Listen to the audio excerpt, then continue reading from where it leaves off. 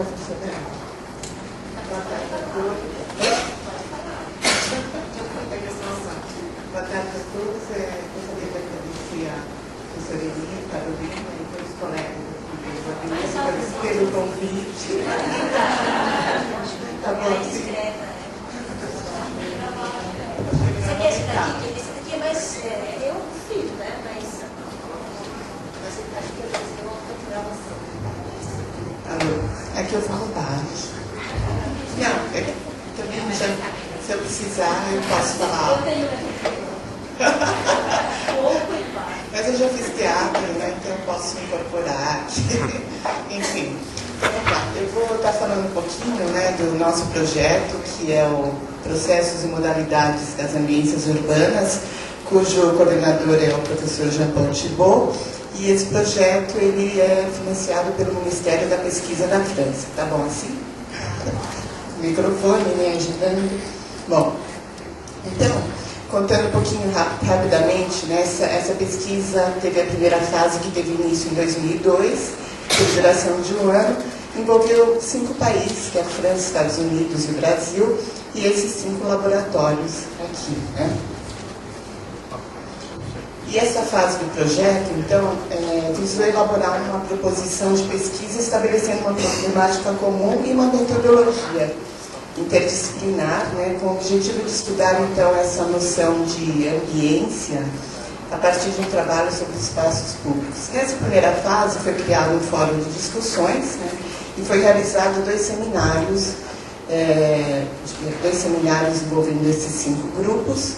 E o objetivo maior foi estar conhecendo um pouco qual o aporte teórico, metodológico de cada grupo e a experiência que cada um tinha, principalmente em pesquisas em espaços públicos.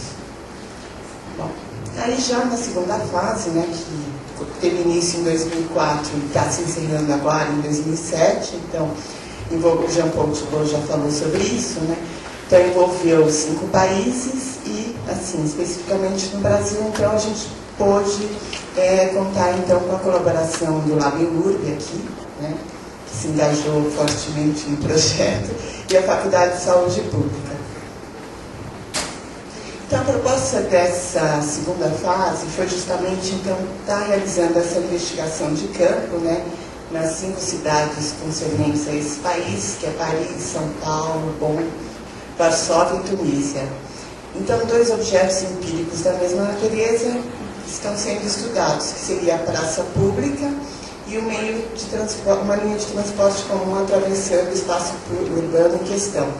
Só para ressaltar, falando rapidamente, né, em relação à escolha, por exemplo, do transporte público comum aqui no Brasil, né, foi assim, teve uma diferença gritante assim, entre os demais países, né? Enquanto eles assim, escolheram o metrô ou bonde, que tinha uma curta duração de 20 minutos, né? Então aqui a gente em São Paulo tentando explicar que, poxa, para mostrar a diversidade aqui do nosso país, né? Um trajeto de 20 minutos não representava nada, né?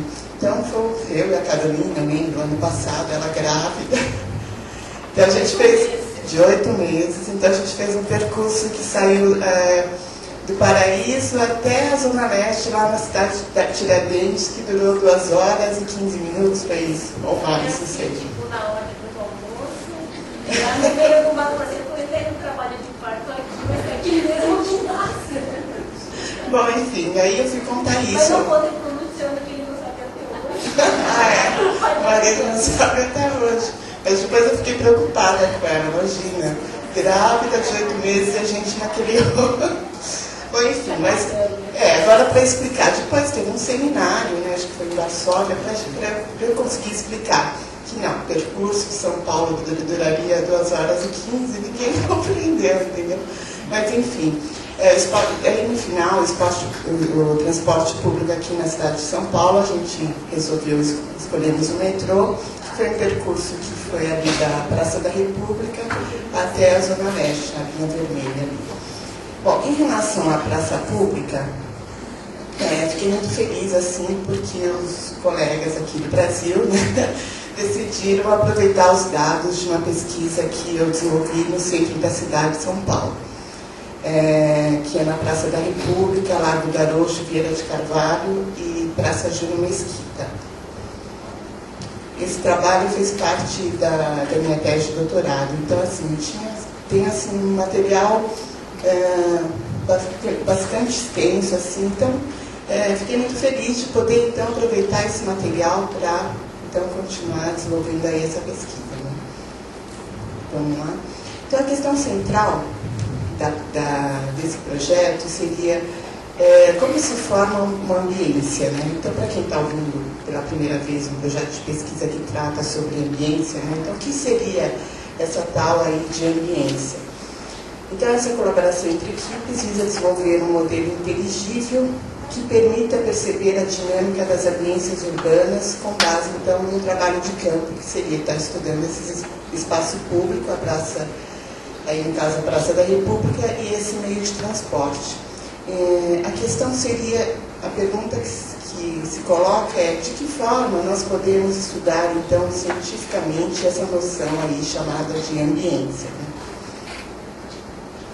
Bom, uma primeira discussão, né, que está longe de terminar, estou falando agora já focando aqui no nosso trabalho aqui no Brasil, de que forma a gente poderia estar traduzindo, então, essa palavra ambiência, né? Então, bom, foram várias discussões, né, tanto aqui como lá fora, enfim. Porque, assim, para o francês, né, se eu estiver falando alguma bobagem, vocês me falam, o environnement seria um ambiente mais concreto, né, diferente dessa questão. Então, para contrapor essa concretude, digamos assim, do ambiente e conseguir abarcar outros aspectos, né, sociais, culturais, etc., então, se tem essa palavra ambiência. Então, aqui para nós, a gente começou a pensar, bom, ambiência não é uma palavra, digamos assim, corriqueiramente usada, se bem que hoje em dia, né, é mais comum. Então, a gente começou a pensar, bom, ambiente, pegando aí pela tradução, também poderia ser o ambiente do lugar, enfim, né? Ou é o clima do lugar, ou o clima, o espírito da cidade, enfim.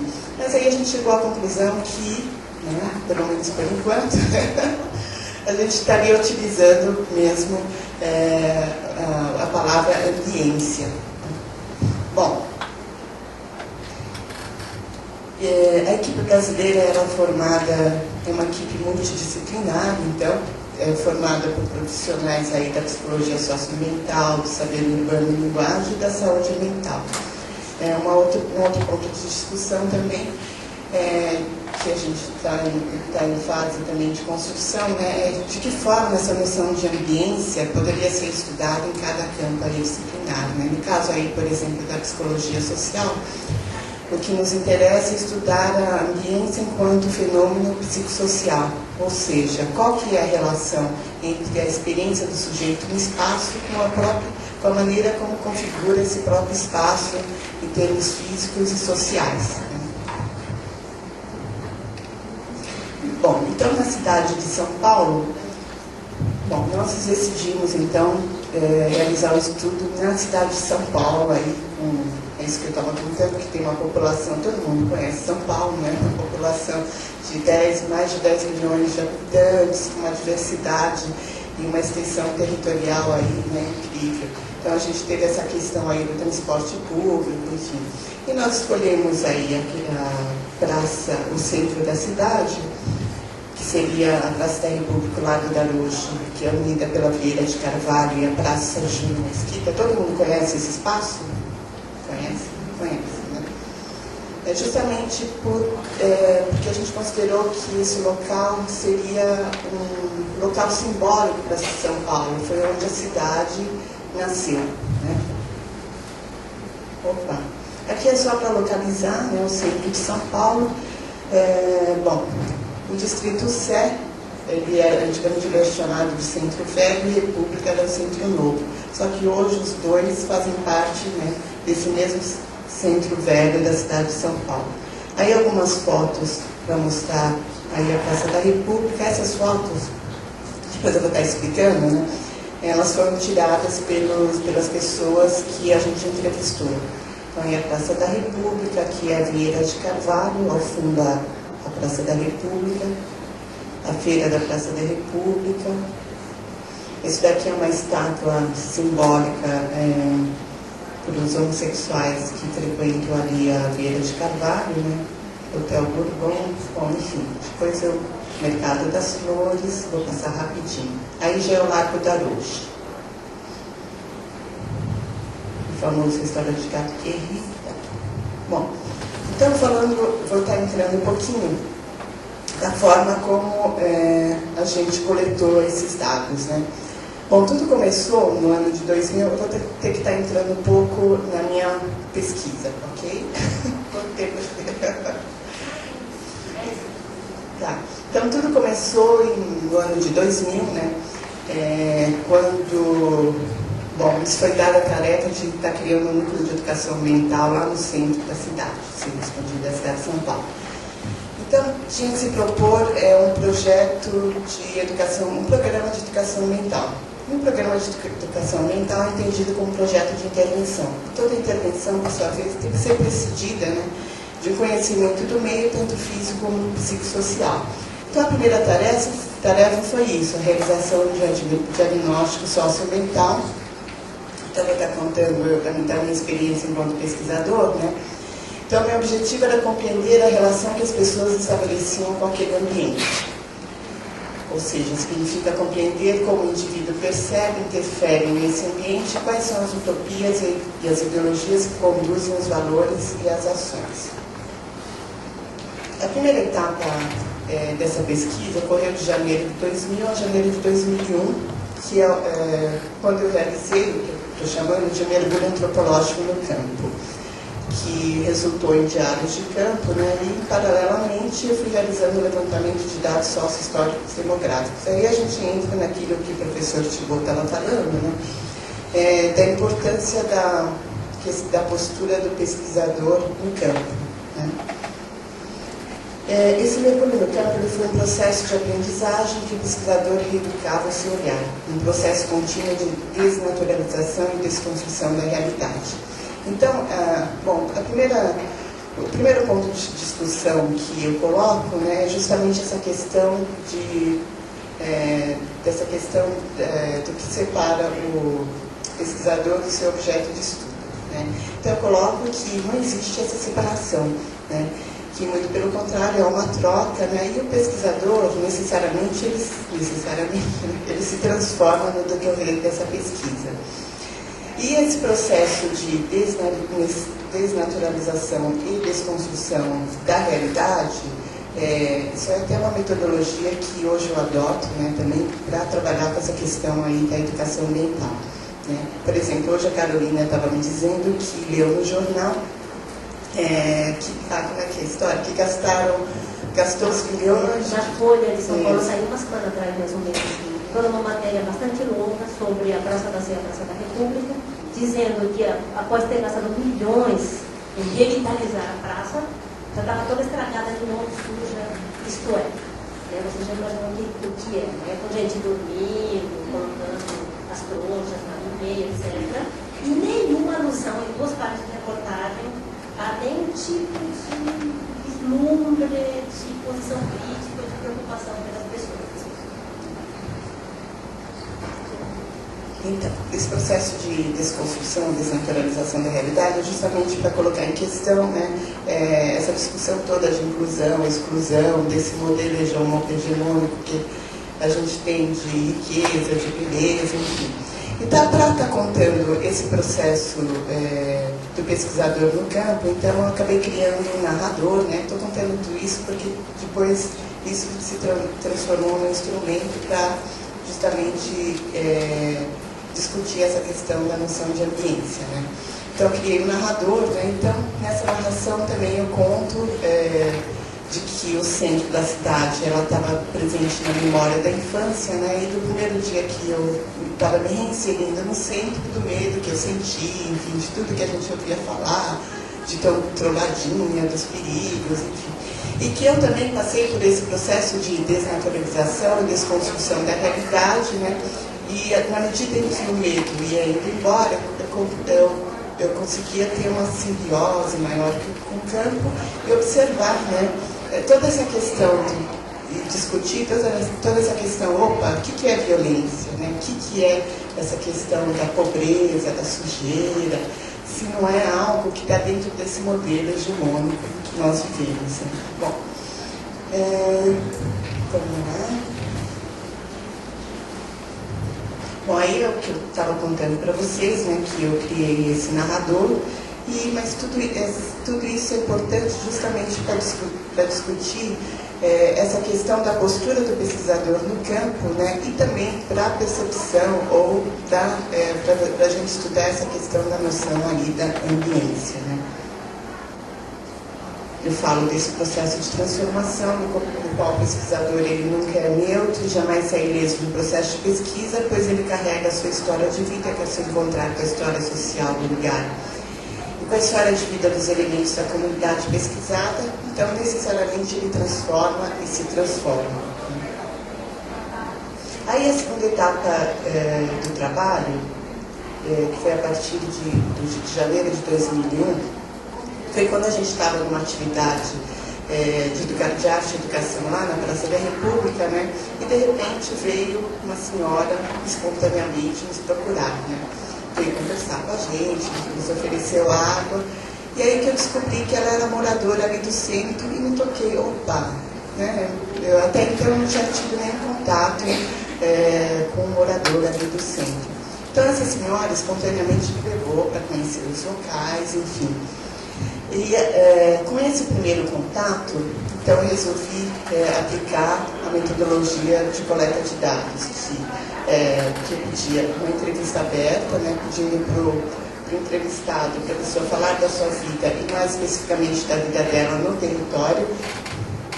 E depois eu pedi, depois dessa entrevista, né, que a pessoa falava livremente, então eu pedia para ela me mostrar o bairro, né, os locais que ela achava importante, e dava uma máquina fotográfica para ela tirar foto dos locais que ela achava importante. Então essa metodologia foi muito interessante, assim, no sentido que permitiu uma aproximação, né, do olhar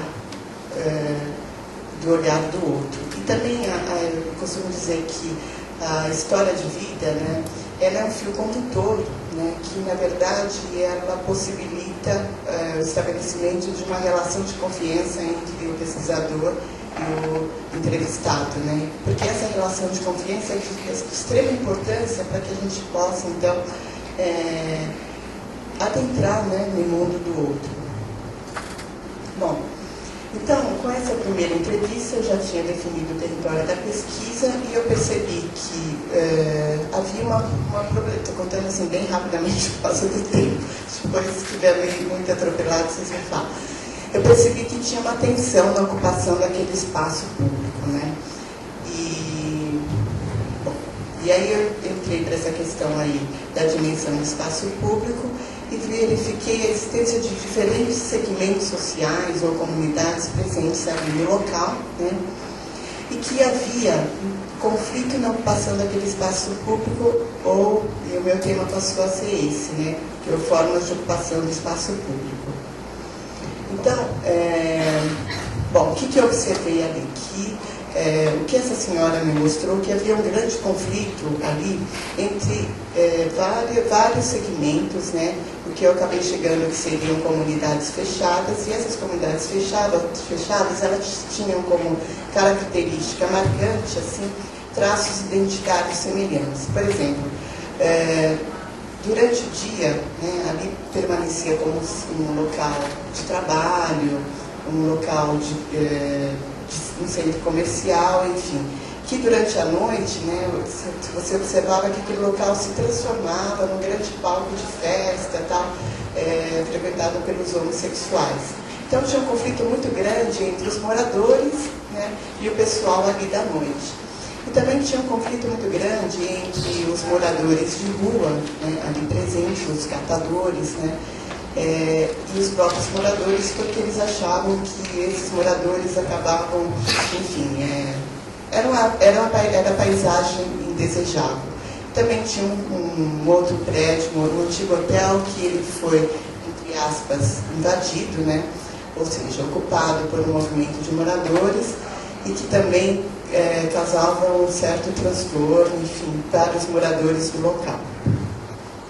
Bom, diante disso, detectando a existência dessas várias comunidades fechadas, né, que tinham como traço essa característica ideológica semelhante entre eles, eu fui buscar um representante de cada segmento e, bom, que eu passei a chamar esse representante de personagem, que eles tinham uma profunda relação identitária com o local, né?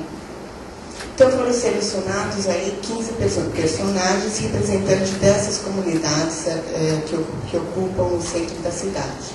A líder comunitária, o morador de rua, o drag queen, a aposentada, a menina de rua, a invasora, o presidente da associação, travesti, proprietário do restaurante, síndico do prédio, executivo, segurança do bairro, homossexual, advogado e vendedor ambulante.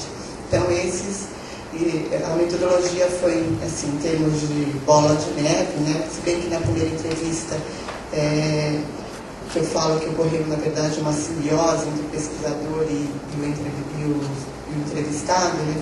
Já deu para detectar ali essas diferentes comunidades. Então, à medida que eu ia fazendo as entrevistas, né, se alguém me citava uma outra comunidade que não estava ali listada, então eu ia entrevistar. Opa, quase pegar. Então, aí cheguei a uma tese de psicologia social, onde a espacialização da identidade poderia ser o substrato desse conflito, na medida em que o sujeito, ao se apropriar do espaço, supõe e tem o território como pertencente a ele, né? E aí, na análise, eu fui, então, analisar de que forma se espacializava aquela identidade, a relação da história de vida com o território, né? Cheguei na questão do olhar, da paisagem, dos recortes, e aí foi que eu cheguei nessa questão do palco, e para demonstrar de que forma esse espaço público era ocupado de diferentes maneiras no tempo e no espaço, e mostrar o conflito que ocorria ali, foi que me ocorreu de estar escrevendo isso na forma de uma peça de teatro, né? Que também está sendo utilizado para a gente estar estudando essa noção de ambiência. Bom, aí a gente verificou que os conflitos poderiam estar sendo ocasionados pelas diferenças aí de cada segmento, e as diferenças seriam a imagem do outro que incomoda o nosso olhar, né? Este outro que nega o modelo ideológico vigente que se apresenta a nós de forma naturalizada. Bom, aqui quanto tempo falta agora? 5 minutos? 1 minuto.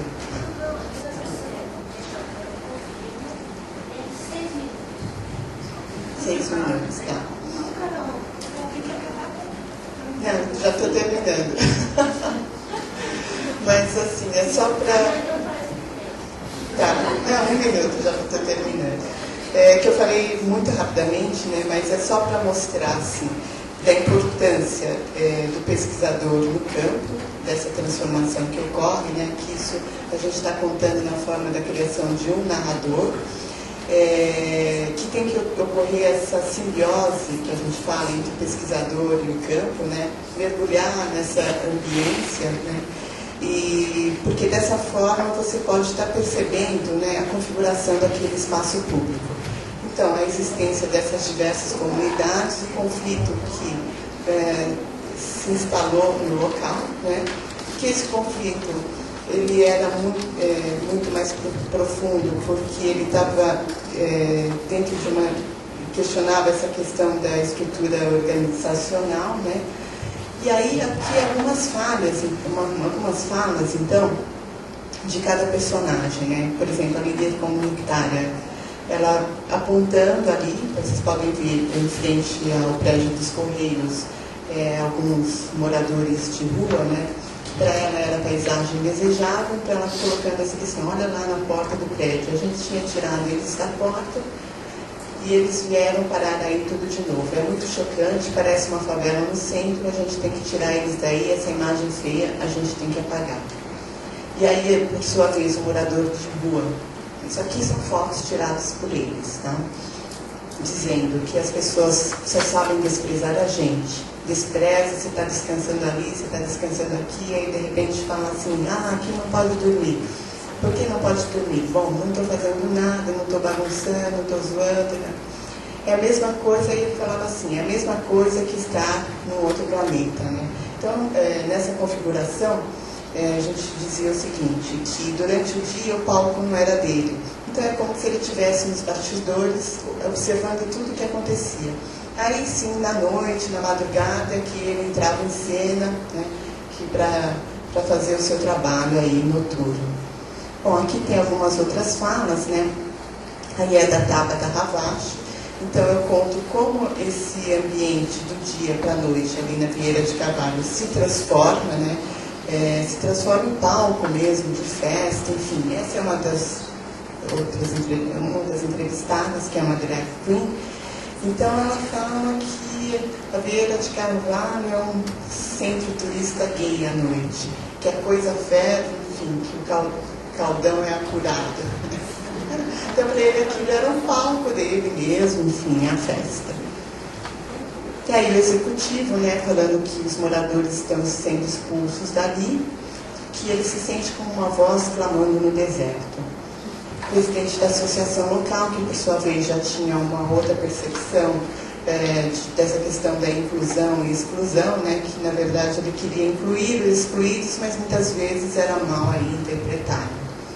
E aí a invasora, mostrando ali o varal baixo, justamente por ela dizer que ela dizia que as pessoas falavam que a gente enfeia a cidade, então o varal baixo era justamente, né, para não, digamos assim, produzir uma paisagem aí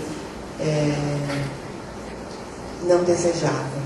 E a menina de rua, bom, enfim, acho que acabou meu tempo, né? Assim, depois, né, o que eu estou acabando de escrever aí na minha parte em relação à noção de ambiência do ponto de vista psicossocial é justamente a peça de teatro, como que foi um dos produtos, né, como um instrumento importante, uma metodologia também importante para mostrar essa noção de ambiência ou para captar essa própria noção de ambiência, que eu passo a bola agora para a Carolina, que vai estar discutindo um pouco mais profundamente sobre isso. Tá bom? Muito obrigada.